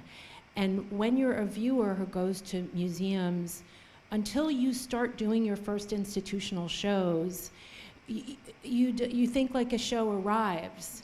Oh, that's what Van Gogh is. You don't know anything about the whole intense interior structure that happens inside an institution. And when you do your first institutional show, it's like a complete shock. It's like the checklist is set X amount of time and thing, and the light conditions, and the loans, and what the budget is, and how the shipping is going to handle, and how security is going to be handled, and how the flow of the people, what the stanchions are going to be. All of a sudden, like all these other things come into play. So there's this kind of, and I think for most people who are working outside this kind of relatively small field of artists and making shows within institutions, again, really different than galleries, aren't aware of all of that. So some of this like sort of fine pointing of like, is it a show, is it an exhibition, is it not, is, so I think the question is like, what is an exhibition? And what is an exhibition? How does an institution conceive of an exhibition? And how does a viewer walk in not thinking about the whole structure behind?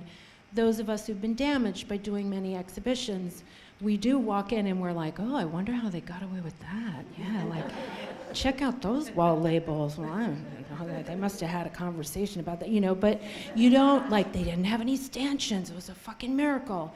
So we are kind of like these things moving this way, and I think this kind of choreography, to use Brody's really apt word, that Joey set in motion, there was, and to use your word, Anthony, of harmony, this idea that we could start speaking in multiple voices or moving it to make a different shape within the confines.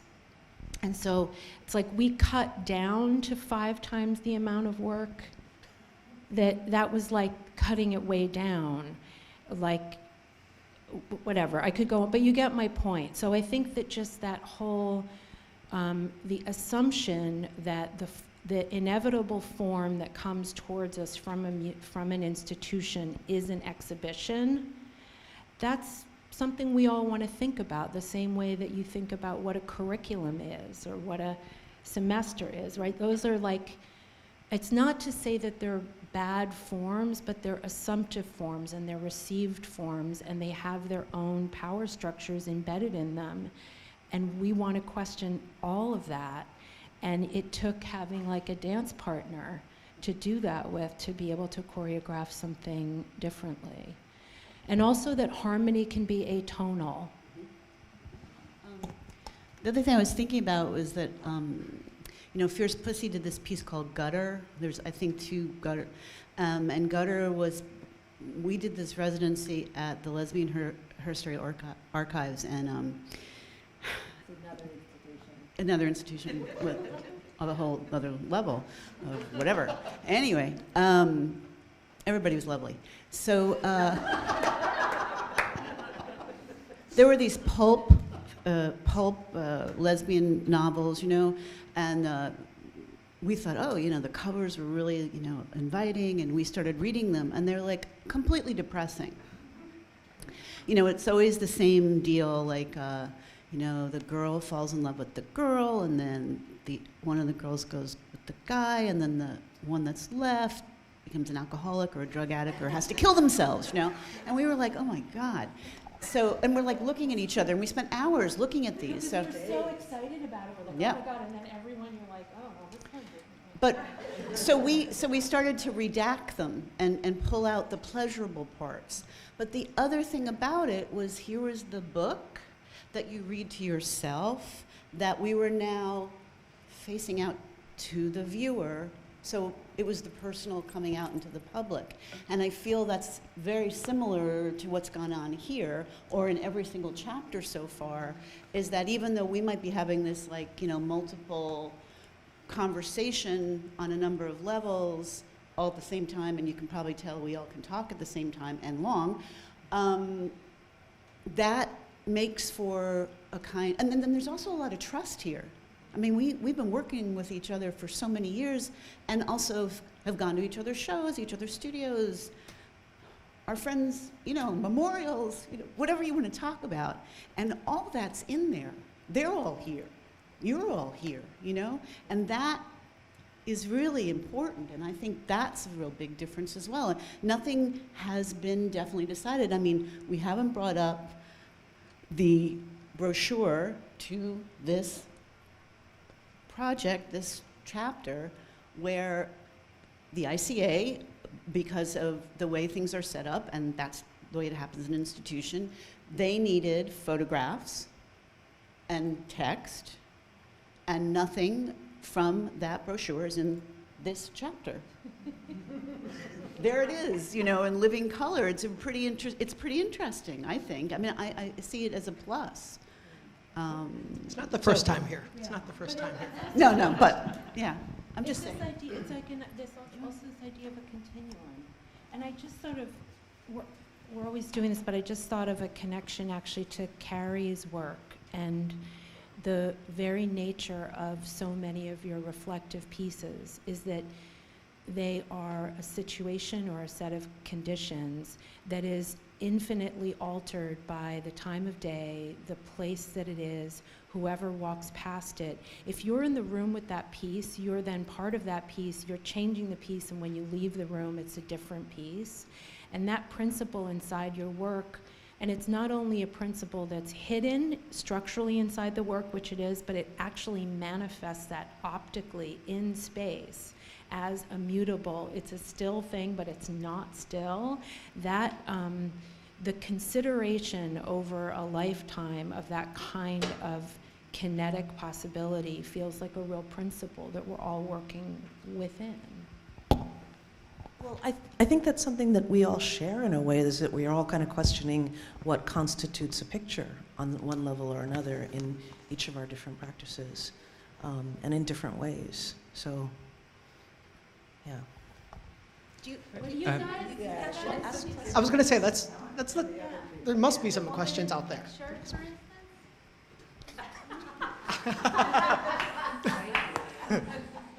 Does anyone have any questions, comments, thoughts? Can I offer one of the things that kind of, I think, as I've listened to everyone speak, is that kind of functions as this undercurrent is the potential of that transformative moment. The potential of that transformative moment to transform us all. So what you were just saying about Carrie's surfaces and how the picture undergoes, you know, there's a way in which we're thinking about change and transformation, and the picture might not be the same, the image might not be the same, but as a function of that, neither is the viewer. And I think that comes into every single one of the things that's kind of been discussed today, whether we're talking about the perspective where you're standing and seeing, you know, all the different sort of, you know, peripheral views, or whether we're talking about the ways it's moved from institution to institution, from chapter to chapter. That transformative moment actually changes what the viewer is, you know, how the viewer functions, how the viewer, whether or not that viewer has been to any other part of that. Each of your works, I think, sort of implicate that moment of transformation as something social, as something that ripples beyond the impact of its initial viewing. And I think that's something quite moving in a way. It's very poetic.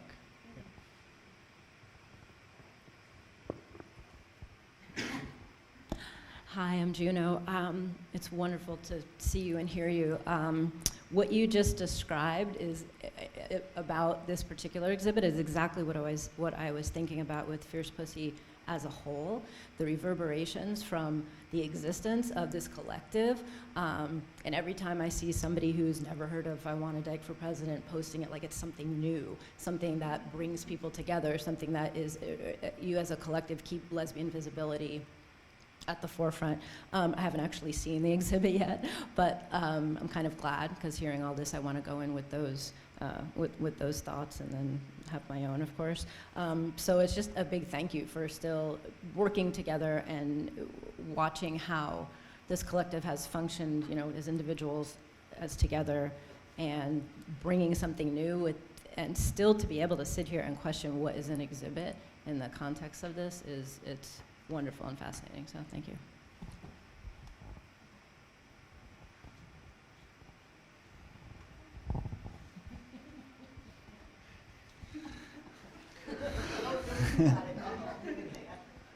Hey, hi. I have a question, actually. And I just have been thinking about the entirety of the ride, really, which has been the 5 chapters up to this point, and hopefully carries on to many more chapters. By the way, this is Ian Rufino from Beeler Gallery speaking. Yes, thank you, Joey.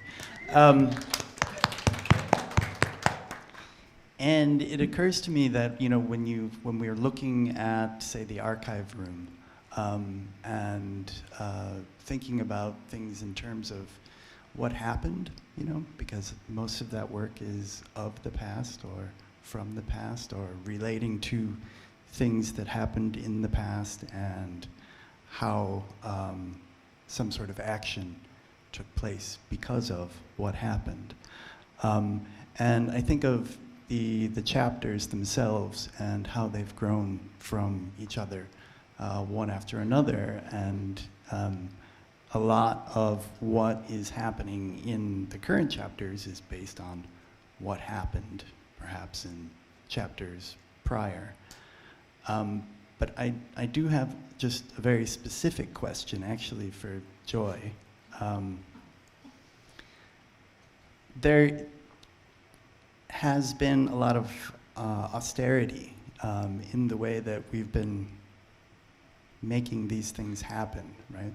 Just in the layout of the way the works are on the walls or in the walls or on the ground.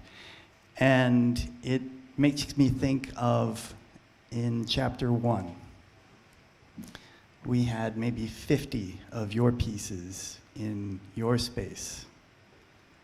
And all of a sudden, it seemed like 10, 15 minutes, I step out of your gallery and I step back into your gallery, and from 50, there are now 4. And I'm just curious, what happened?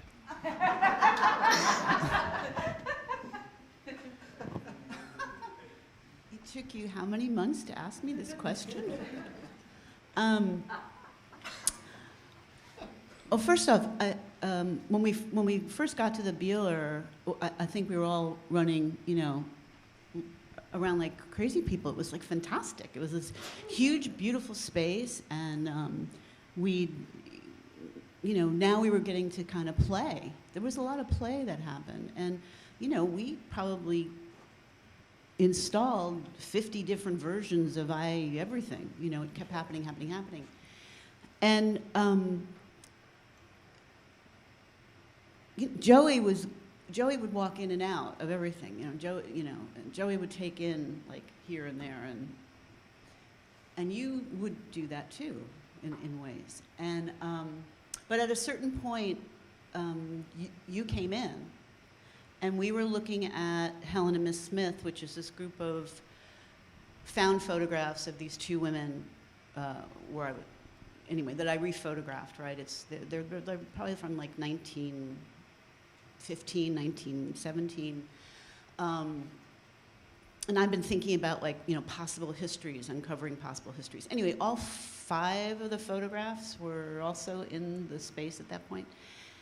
And And we kept moving these things around and moving these things around, and then there were like foldograms here and, foldograms there, but some of that was really process that kind of had to feel like I'd never seen the big foldogram, the black one.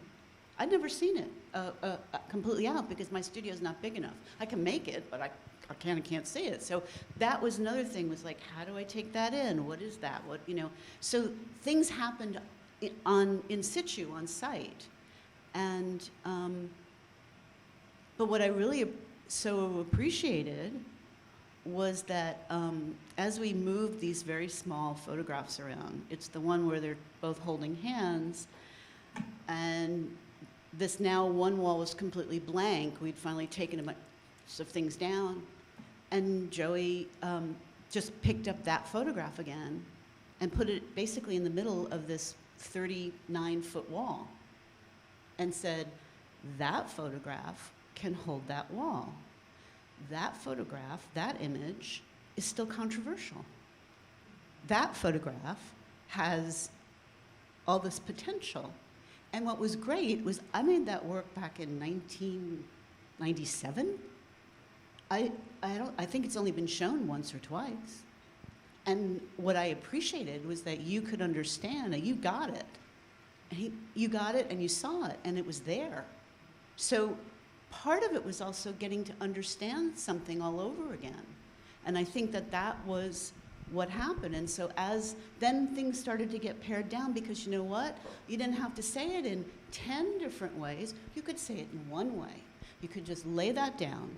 And if you had that, you could look at this. And if you looked at this, you could look at this. And then you could go back to here.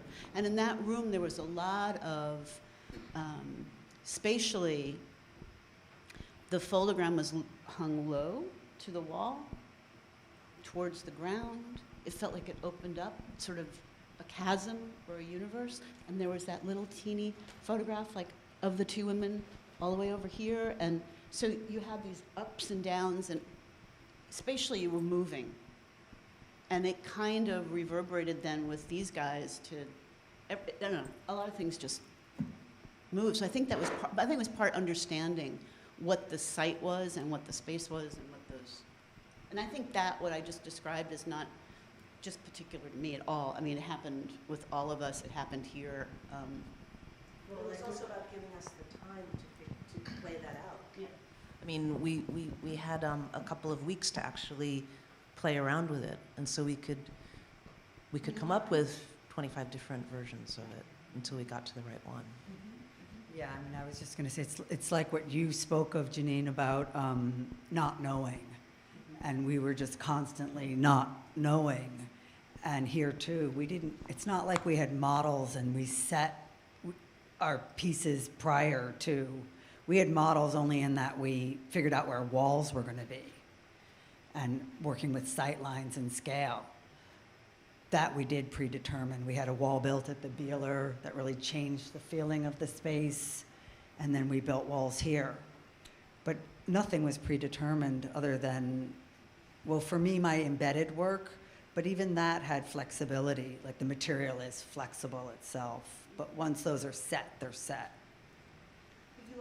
But I also work with paper originally and move paper around before things are set. So it's constantly not knowing. But also that one was, and that learning. size was also new for you. Yes, Beeler. absolutely. You hadn't done it, so in that, spatially in that size. Never. That was new too. Absolutely. Yeah. There was this commitment, I think, that I and the artist shared at the beginning of the process of knowing that artwork's going to enter an institution, was that because of the varying degree of, we talked about visibilities of your works, a lot of the works had not been shown. And it's decades of works that had maybe never been shown once or twice. To me, then, that weight of responsibility led to this kind of process of the different chapters, because then the chapters don't have to carry the weight of fixing the meaning of each of your work.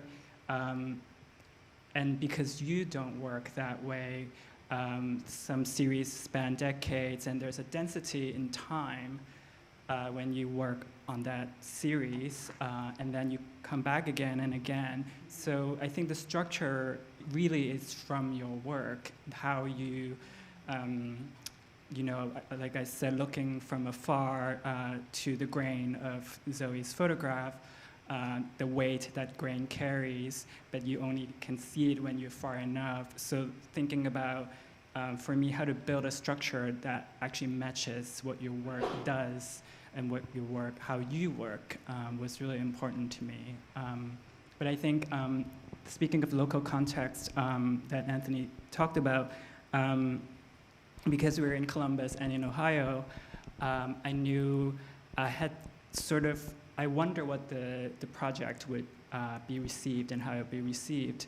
So that kind of, that photograph of the touch between two women, and both the tactility that's really heavily embedded in your work and how you work, but also the representation of the touch of the hands, to me was a provocation of having that be the first artwork that you encounter when you walk into the spaces of two women holding hands. So to me, it was a lot about listening to what you might want to do, you've been wanting to do, archipelagos that had never been shown in the line. So a lot of listening in the studio about, I also wonder why no one asked four of you to, show your work together, just the four of you. So also doing things, finding the really simple answers to things, and being able to give that space for that, for your work. There's a question over. Hi. I was just thinking this idea of, working against institutional convention, how interesting that is, but also this notion that this show in particular seemed to be particularly well suited to you and your work and the way in which you work together. And you obviously have this incredible sort of collaborative spirit and this intimacy with each other's work. And I just started wondering, do you think that as artists, as individual artists, and do you think that as curators and representatives of institutions, that a show like this would work with for other individual artists, for example? Just curious. I realize it's conjecture, but I just kind of wonder what you felt about that. I would say no. Because at Beeler, we're not repeating this format, but it is heavily inspired and activated by the four artists. So the programming, it's in flux at all times, but it's different temporalities depending on the artist. So I don't know, I think just making the space, making things visible, the kind of production or process visible in different ways.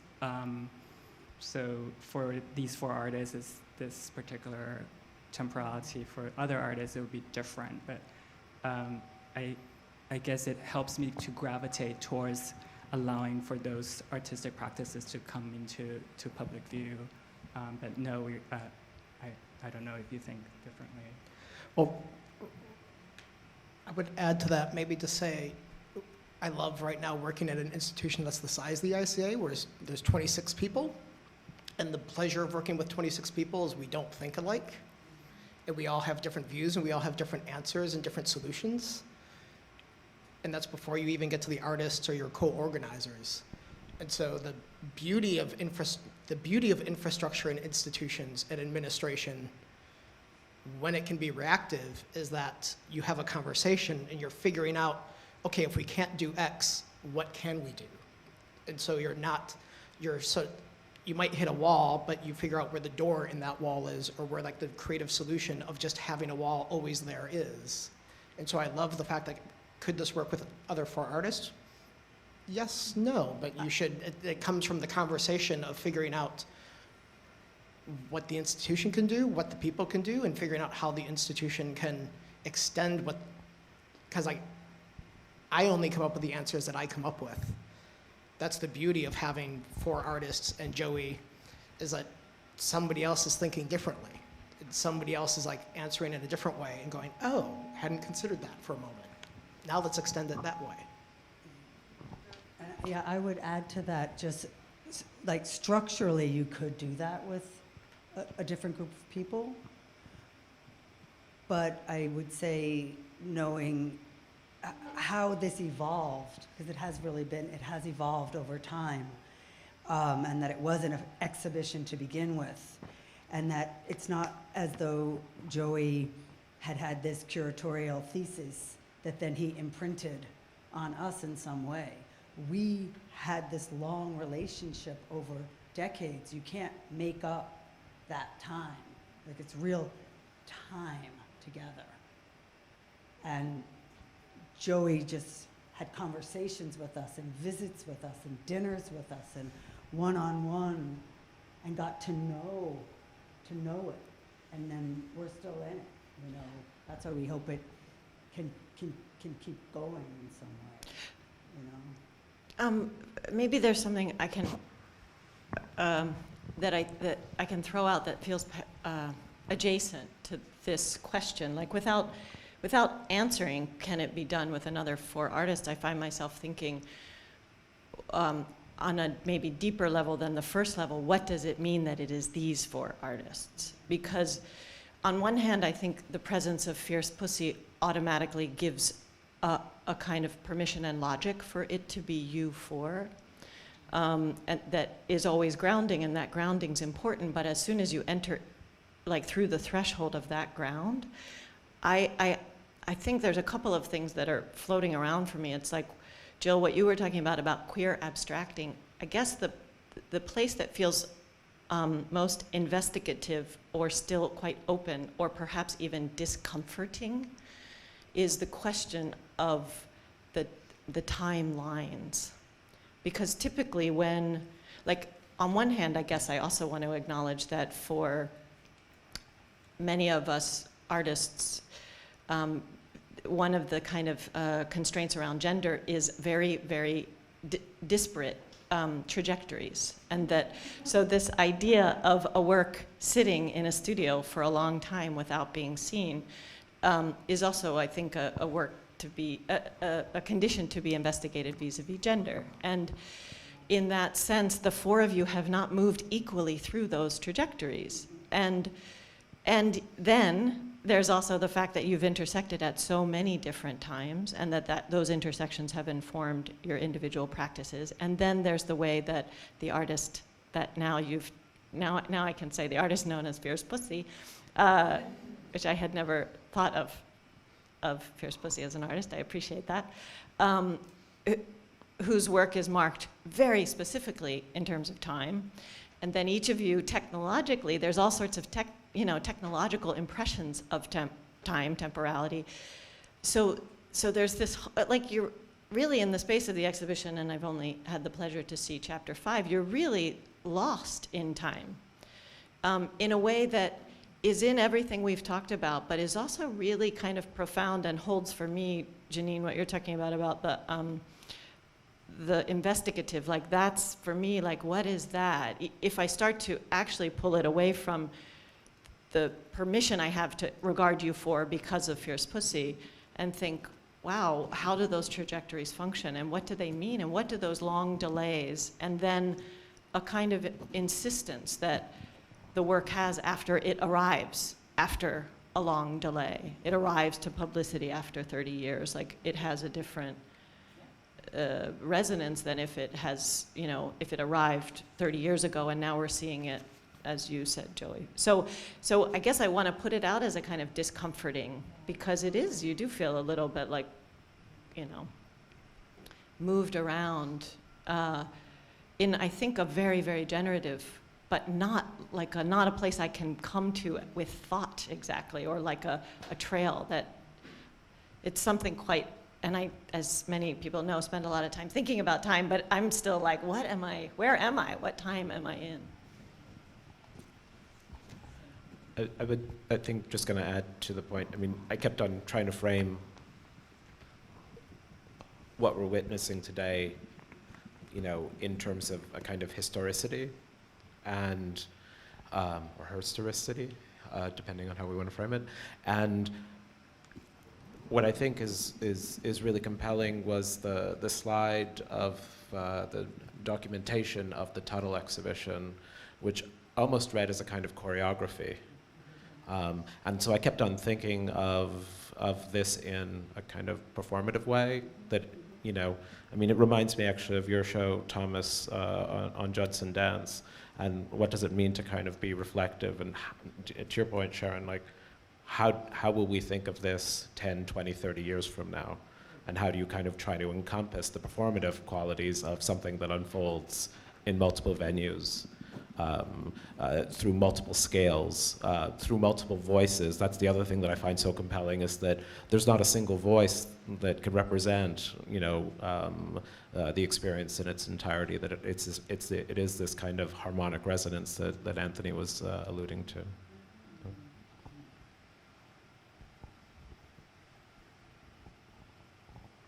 Continuing to build off of this course that we're making together, as you were talking, Sharon, about like the life of these objects, I was also just thinking back to what you said, Brody, about like how in some ways, without any of the kind of historical forms of annotation that usually attend exhibitions, like dates or who made it or where it lives, like you can actually read a lot into the show.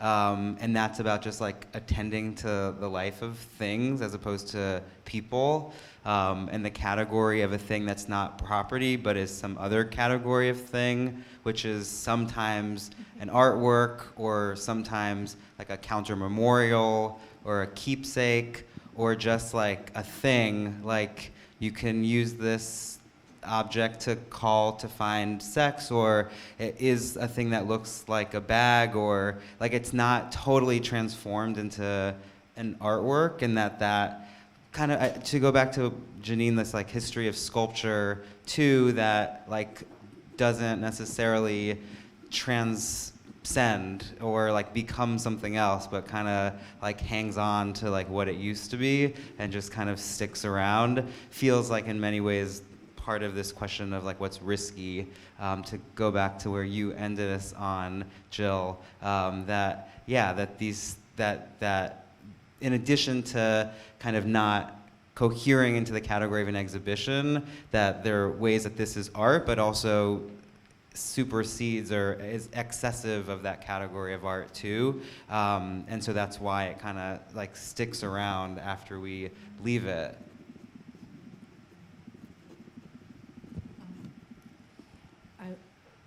Thank you. That was so beautifully said, Thomas. I wanted to maybe tie that a little bit back,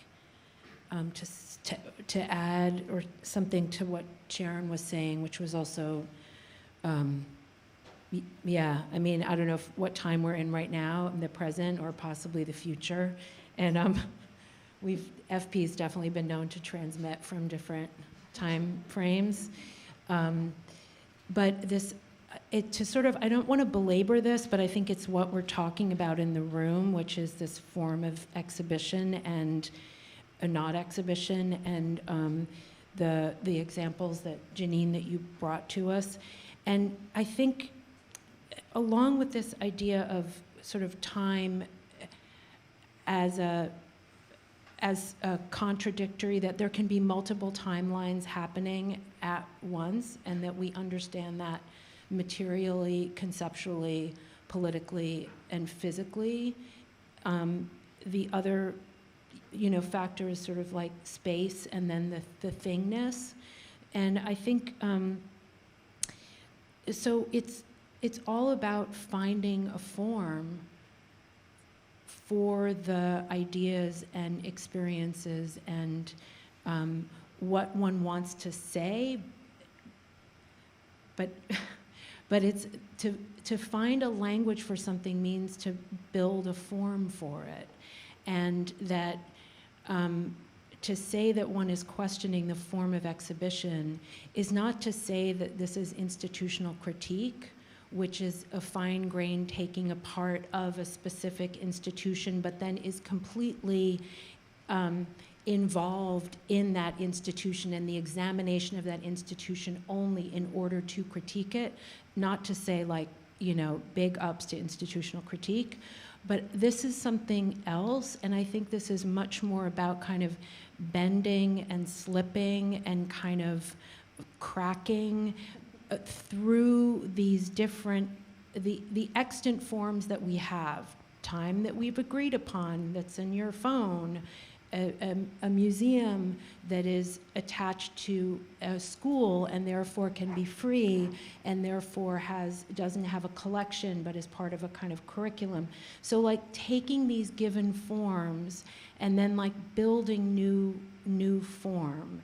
And I think that's what each of us and what most artists are sort of doing in our studios, whatever the studio might be, is like you don't start with like, I'm gonna make X. You kind of start with the questions, with the investigation, and you slowly, through trial and error, try to build something that holds the meaning that you're trying to communicate. And that might mean Brody picking up thread and being like, how is this gonna feel if I keep sewing this thing? What's that gonna look like?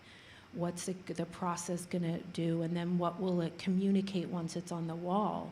So that whole, that investigative pull is about actually understanding that there is a room to make a new form, that by all the processes we already have, it's not a new thing in the world. They're all like, these are all things we've had for a while, but through building them, can we produce something that feels different or looks different or that results in a different kind of communication between us, this place and context, and bring the viewer in and shift that relationship somehow. And like, I think that desire that I know I feel as an individual artist, and I also feel as one of the members of the artist Fierce Pussy, is that finding form is also a way of changing relationships. It's a way of rebuilding how we can do things together and what that means. And that doing things together doesn't necessarily mean agreement, and it does, you know, but that it's this whole kind of process of to go back to what you said right at the beginning. So I don't know if that made any sense, but that's what I'm thinking about. I think it made sense. I'll also maybe ground us in, it is actually 4:15. And so unless someone has one last burning question, we will continue on a one-to-one basis, maybe?